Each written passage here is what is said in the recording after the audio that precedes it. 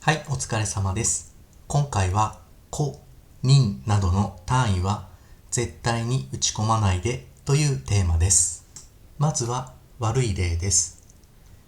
人数の欄に5人、4人など単位の人も打ち込んでいるため文字列となってしまい、合計にサム関数が入っていますが0となってしまっています。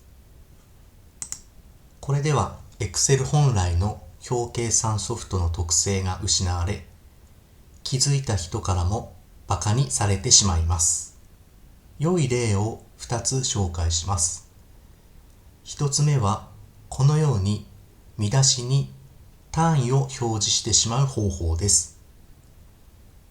こちらの方法につきましては単純にこれだけです。良い例の2つ目はセルの書式設定の表示形式による設定方法です。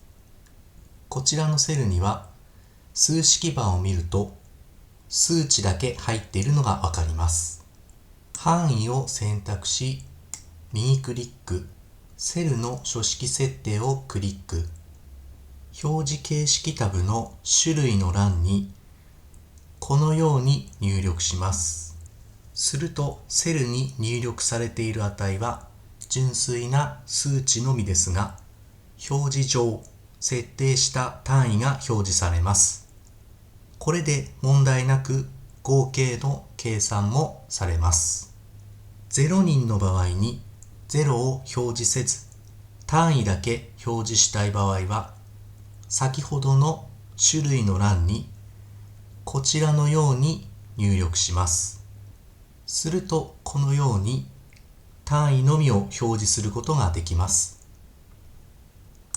なお、ダブルコーテーションは自動で入力されますので、設定の際、打っても打たなくても大丈夫です。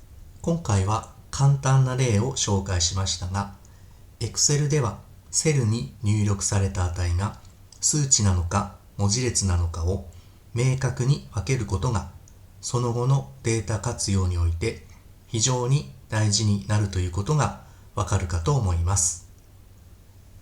以上です。ご視聴ありがとうございます。